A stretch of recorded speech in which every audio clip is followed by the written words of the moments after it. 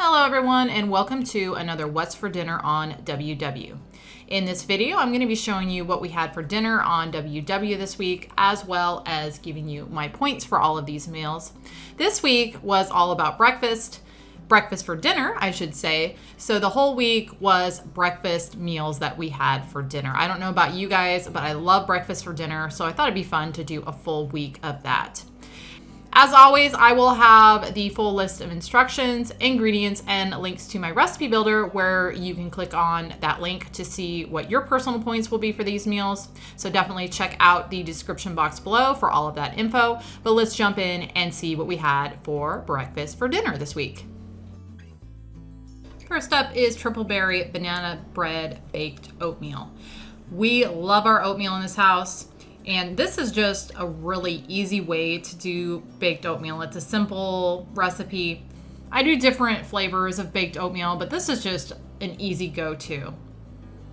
This one starts with a large bowl, and to that you're gonna add in some oatmeal. I'm using Quick Oats. You could use rolled or whatever it is that you have on hand. That's just what I have on hand. And to that I'm gonna add some baking powder, a little bit of cinnamon, and some nutmeg and salt. And then I'm gonna just mix all of that together really well and set that aside. Next, in a large bowl, I'm gonna take some ripe bananas, and you do want pretty ripe bananas because you want the sweetness from them. I'm gonna toss those in my bowl, and I'm going to smash them up with a fork. Then I'm gonna add in 2 eggs, some almond milk, a little bit of vanilla, and some of this Lakanto monk fruit brown. And I'm gonna just mix that all together really well. Then I'm gonna pour in my dry ingredients and stir it all together until it is fully incorporated. Like that. So now I'm gonna take a 9x9 pan, and I'm gonna spray it with a little bit of cooking spray, and I'm gonna pour my oatmeal mixture in it. Then I'm gonna top it with some frozen triple berries, blueberries, blackberries, and raspberries, but you could use whatever type of fruit you wanted. Then I'm gonna bake this uncovered at 375 for about an hour, 55 to 60 minutes or so, or until it's slightly browned like this and the oatmeal is set. I got a serving of that baked oatmeal, which is 1/6 of the total. And for me, that's 3 points. Now, if oatmeal is one of your free foods or 0-point foods, this would only be 1 point for you. So since it's not for me, my husband's eating the fruit. Since it's not for me, it's 3 points, which is still not too bad.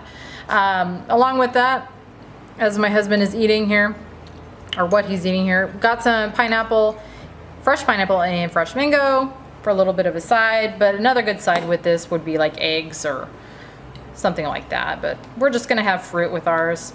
So that's gonna make dinner total for tonight for me 3 points. You wanna give that a try since he loves his oatmeal. I make steel cut oats for him most of the time. Sometimes. Yeah, I haven't been lately, but most of the time I do. Let's see if we can get in that a little. The lighting's really not helping me out here. There we go. Maybe you can see in there a little better. But he loves, whoo, now it's fogging up the camera. He loves oatmeal.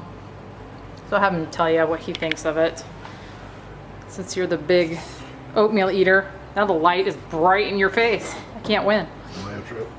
It's really good. I mean, if you like oatmeal, you wouldn't turn that meal down.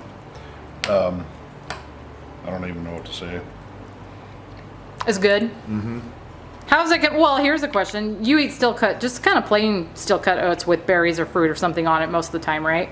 How does this compare? Protein powder, so it doesn't taste the same. Oh yeah, the protein powder. So it's nice because the fruit's kind of melded in with the rest of the body of flavor. Mm-hmm. And the seasoning or spices or whatever, which you typically don't have in your oats, your steel cut oats. That's very pleasant. So this, I don't know. To me, it's more of almost like, it's not dessert-like, but a little bit more dessert-like than regular oatmeal, right? That's how I would describe it. Well, that's what your brain's telling you. I was thinking, my brain's saying like cobbler, like a crunchy top, almost, but I'm not disappointed in it. Yeah. It's kind of a fun way to eat oatmeal. Different way to eat oatmeal. All right. Anyway, 3 points for me, 1 for him. Yeah, 1 point. Or 1 if you are, well, I guess you would have to have eggs for free too. I think I do. So, yeah, so 1 for him. Next up is crockpot ham and cheese egg casserole. Or you could call this actually a crustless quiche because it's pretty much what it is. This one starts with a large bowl, and to that I'm going to add in 12 eggs.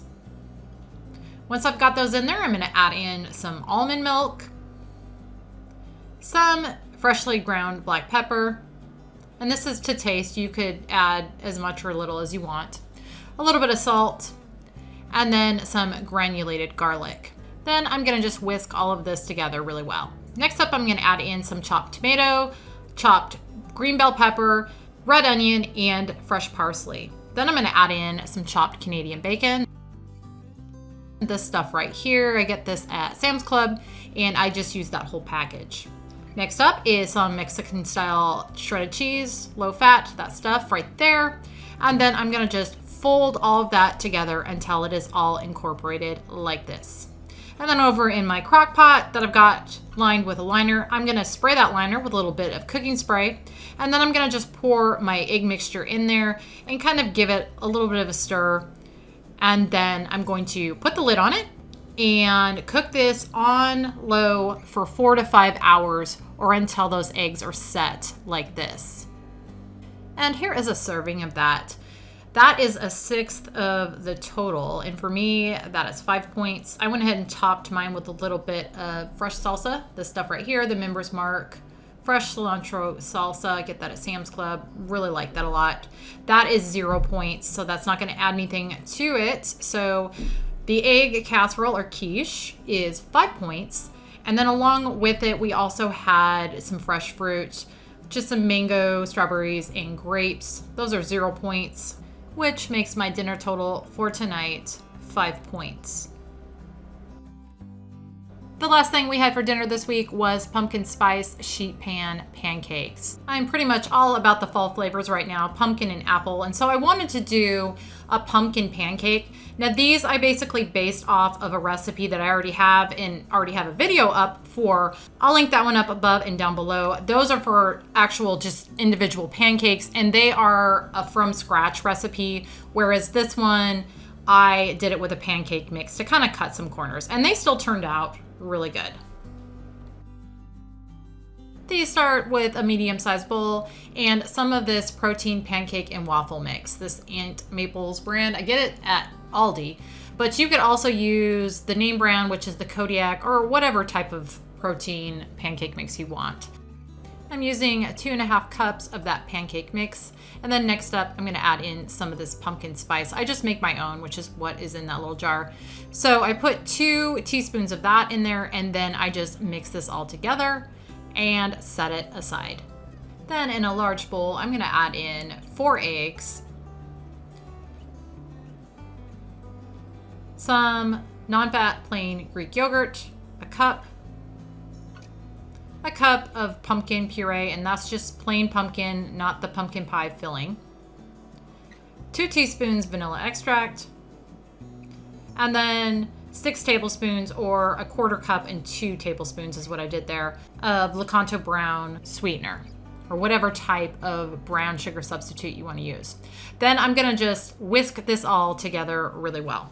Then I'm gonna add in my dry ingredients, and I'm gonna stir those in. And I ended up getting rid of that whisk because it was not working very well. So I've got a spatula there that I continue to stir all that in with. So at this point, I'm now gonna add in some almond milk to kind of try and thin that out. Now for the pancakes that I make from scratch, instead of using the pancake mix, I don't end up having to use a whole lot of milk. For these, I think you need to use more because that pancake mix makes pretty thick pancakes, and that wasn't necessarily what I was going for. It ended up working, but I would recommend using more than the 1/4 cup of milk that I used there. I would probably recommend using about a 1/2 cup, and that'll just make it a whole lot easier to pour this batter out onto your pan, which is what I'm doing here, or at least trying to. You can tell how thick it is here. So again, if I had added another 1/4 cup or so of milk to that, that would have worked a whole lot better. They still ended up turning out fine. It just was a little difficult to get them spread out evenly on the pan, as thick as that batter was. What I'm using as a pan here is a 13 by 18 inch sheet, and that size worked really well for this amount of batter. I just went ahead and lined it with a piece of parchment so that I could just pull this out really easy once it was cooked, and it wouldn't be sticking to the pan or anything like that. So I get this all spread out in here, and then I go ahead and take a 1/3 cup of chopped pecans and just kind of sprinkle those on the top of this as evenly as I can. Once I've got those all on there, I'm gonna bake this at 425 for just about 15 minutes, or until it looks like this. I then let it cool for a few minutes, and I just pull it right off of my cookie sheet with the parchment paper. Then I just take a pizza cutter and I just slice it into 12 individual pieces, but you could cut this into whatever size or shape that you wanted to. And here's a close-up to kind of show you how thick these come out when you use that size of a pan. You could use larger, smaller. It's all gonna depend on how thick you want your pancakes. All right, I've got a couple slices of that on a plate here. I have it factored in at 12 servings. Each serving is 4 points, I think. And then 2 of them is only 7. So I've got 7 points worth of pancake here. I went ahead and topped mine with some sliced banana, a little bit of Lakanto powdered. Typically we would use a sugar-free syrup on these, but I don't have any. I thought I did, but I don't. So would recommend that. But my husband will give him a little try without the syrup. Tell us what he thinks.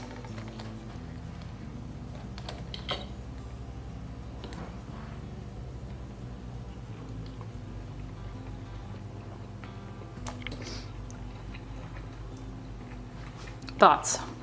Sorry, you just started chewing. No, those are really good. So I got a bite of pecan with it.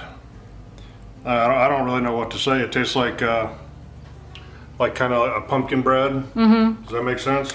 Now I have another pumpkin pancake recipe. I don't know if you remember that. It doesn't have the pancake mix in it. It's no mix. So you know, flour, and I use an oat flour too. And those are good.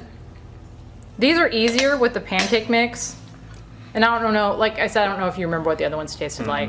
I mean, it's not super complex. It's really just lightly sweet. And so it's more savory, very light.